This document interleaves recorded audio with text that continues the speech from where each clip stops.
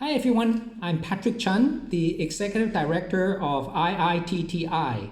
What I'm going to be talking about today is how Google, using so-called big data, to find out what constitutes the best technical team.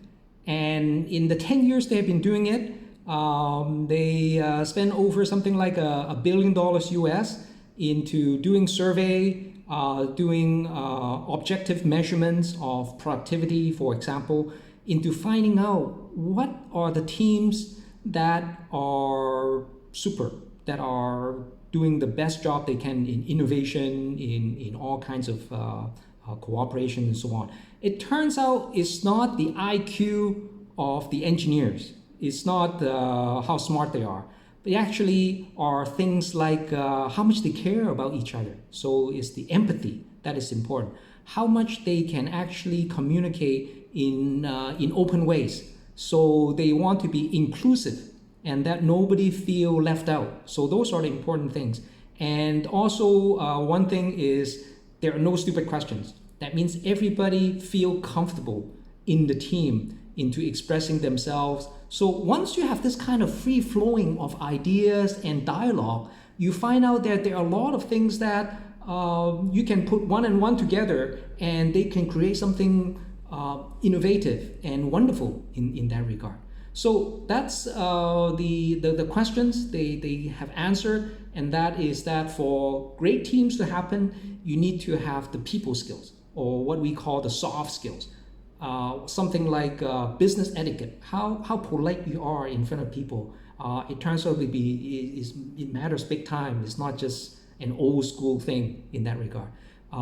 Something like empathy, resilience, patience, and intercultural awareness about other people's culture, especially in this globalized world where everybody's kind of flow together and have to work together.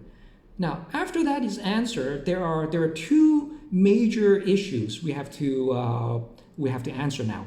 One is, how do you measure soft skills? Now that we realize it's important. And the second question is, once you have defined how to measure it, how do you get people to actually be trained in using this kind of measurement system?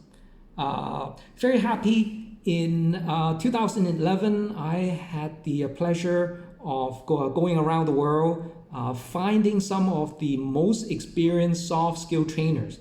And we formed a nonprofit, and we wrote a standard of sort to address this problem. So standard in soft skills. What I thought would take maybe 3 months to do, it turns out it took us 4 years.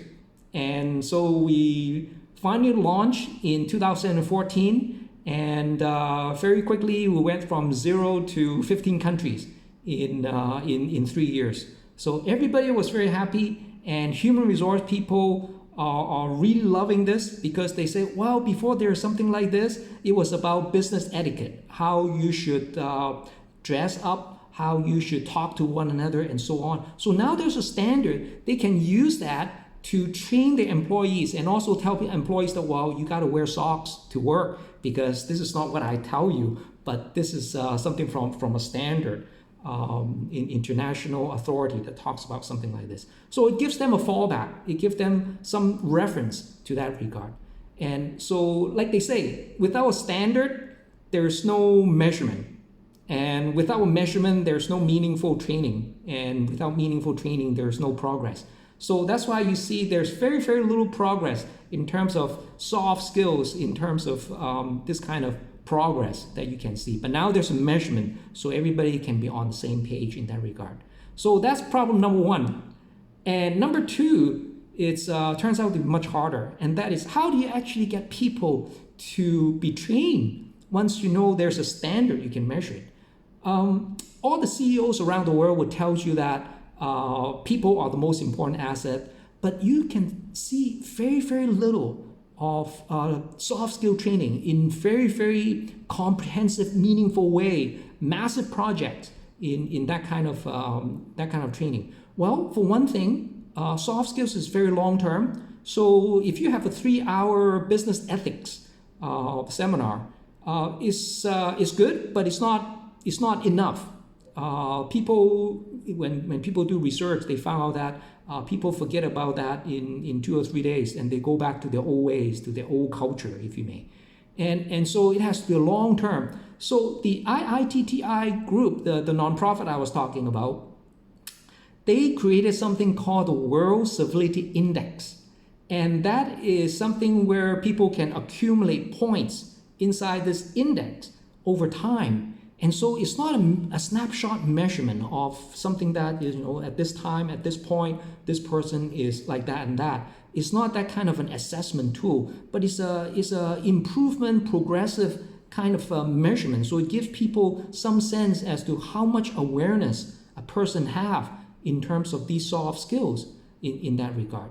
And so it accumulate points by ways such as reading an article, 5-minute articles, go to some kind of a seminar, some activities where you can also accumulate World Civility Index points, or the traditional writing exams such as for business etiquette. That's how we started in that regard. So once you have something like this, then the whole ecology can be completed. The HR people would have a reference point, and job seekers, university students would have a reference point. Also, how do you get training and get the credential so you can prove you have that soft skills? A lot of problem with the HR are saying that when people send in resume and tell us that they have good communication skills and they're good team players, how do you prove that? And so they become empty words and it becomes meaningless in that regard. So university degrees are not enough. You need to have this soft skills World Civility Index on top of it for the new world.